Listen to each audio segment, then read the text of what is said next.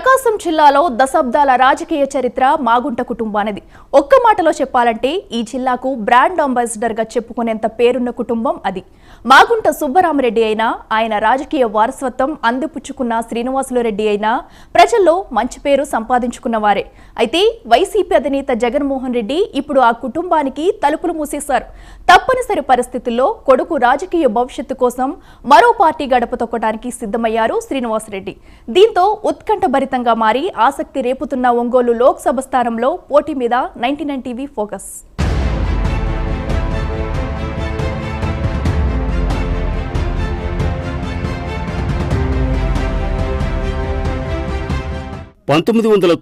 మొదలుకుని 2 విడతలు తప్ప ఇప్పటిదాకా ఒంగోలు లోక్సభ స్థానం మాగుంట కుటుంబానిదే. 1991లో మాగుంట సుబ్బరామరెడ్డి మొదటిసారిగా ఒంగోలు నుంచి లోక్సభకు ఎన్నికయ్యారు. 1995 డిసెంబర్ 1న ఆయన హత్యకు గురికాగా 1996లో ఆయన భార్య మాగుంట పార్వతమ్మ ఇక్కడే విజయం సాధించారు. 2004, 2009 ఎన్నికల్లో మాగుంట శ్రీనివాసులురెడ్డి కాంగ్రెస్ తరపున ఎంపీగా గెలిచారు.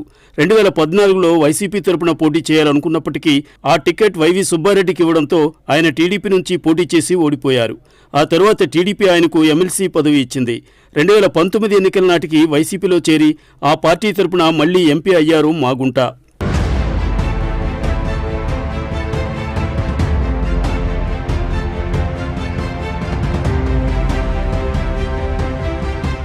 అయితే 2024 ఎన్నికల నాటికి తాను మళ్లీ ఒంగోలు లోక్సభ స్థానం నుంచి పోటీ చేయడంతో పాటు తన కొడుకు రాఘవరెడ్డిని జిల్లాలో ఏదో ఒక అసెంబ్లీ స్థానం నుంచి పోటీ చేయించాలని భావిస్తూ వచ్చారు. ఇదే విషయాన్ని అనేక సందర్భాల్లో చెబుతూ వచ్చారు. కానీ పార్టీ అధిష్టానం ఆలోచన మరోలా ఉంది. ఈసారి మాగుంటకు టికెట్ ఇవ్వబోవటం లేదని సంకేతాలు ఇవ్వటం, పార్టీ రీజనల్ కోఆర్డినేటర్ విజయసాయిరెడ్డి కూడా అదే విషయం పరోక్షంగా చెప్పడం వరుసగా జరిగిపోయాయి.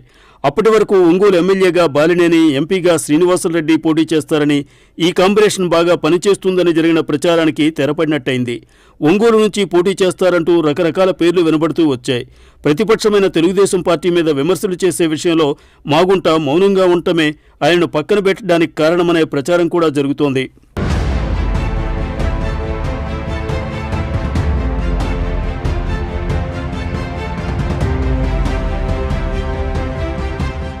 ఆఖరి నిమిషం దాకా అధిష్టానం నిర్ణయం కోసం వేచి చూద్దామన్నది మాజీ మంత్రి, ఎమ్మెల్యే బాలినేని ఉద్దేశం.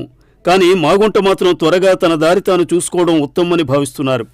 ఆయనకే ఓపిక లేనప్పుడు తాను మాత్రం ఆయన కోసం ఎందుకు పట్టుబట్టాలనే ధోరణిలో బాలినేని ఆలోచిస్తున్నట్లు సమాచారం.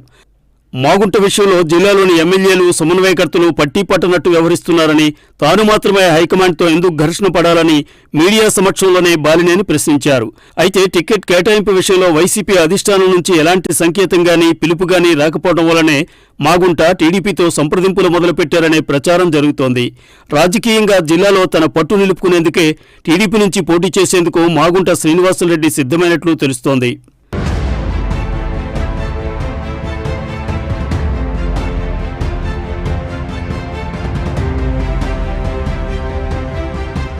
ఇలా ఉండగా ఒంగోలు ఎంపీ టికెట్ విషయంలో మాగుంట శ్రీనివాసులురెడ్డి అభ్యర్థిత్వం పట్ల టీడీపీ అధిష్టానం కూడా సానుకూలంగా ఉన్నట్లు రాజకీయ వర్గాల్లో చర్చ నడుస్తోంది. ఈ నేపథ్యంలో కదలిరా కనిగిరి సభలో పరోక్షంగా మాగుంటను అభినందిస్తూ చంద్రబాబు చేసిన వ్యాఖ్యలను రాజకీయ విశ్లేషకులు ఉదహరిస్తున్నారు. నిజానికి తెలుగుదేశం పార్టీకి ఈసారి ఎన్నికల్లో కూడా ఒంగోలు ఎంపీ స్థానంలో పోటీ చేయడానికి బలమైన అభ్యర్థి లేరు. ఇప్పటికే ఎన్నికలు జరిగే ప్రతిసారి అభ్యర్థులను మార్చాల్సిన పరిస్థితి ఏర్పడింది.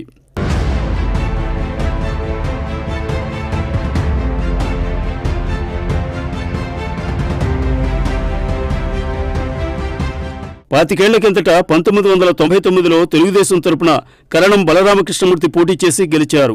ఆ తర్వాత ఒంగోలు ఎంపీ స్థానాన్ని ఇప్పటి వరకు టీడీపీ గెలవలేదు. అందుకే 2014 ఎన్నికల్లో టీడీపీ అభ్యర్థిగా పోటీ చేసి ఓడిపోయిన మాగుంట శ్రీనివాసులురెడ్డిని పార్టీలో చేర్చుకుని ఈసారి ఒంగోలు ఎంపీ స్థానాన్ని చేజిక్కించుకునే ఆలోచనలో టీడీపీ అధిష్టానం ఉన్నట్టు తెలుస్తోంది. అదే జరిగితే మాగుంట శ్రీనివాసులురెడ్డి ఈ ఎన్నికల్లో టీడీపీ అభ్యర్థిగా ఒంగోలు లోక్సభలో ఉంటారు. ఈ పరిణామాల ఫలితంగా ఒంగోలు రాజకీయాల్లో కొత్త సమీకరణాలు తెరమీదకు వచ్చే అవకాశాలున్నాయి.